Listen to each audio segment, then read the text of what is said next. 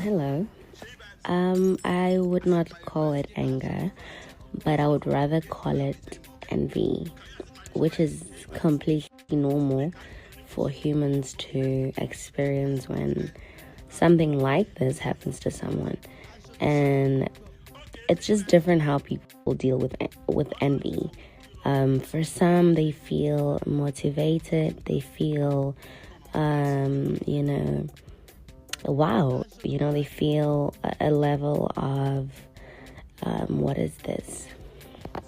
I don't know how to put it, but for some it's positive that they do feel that, wow, God, like, am I a banana? Like the way they play around with it, am I a potato? And it's just jokes and whatever.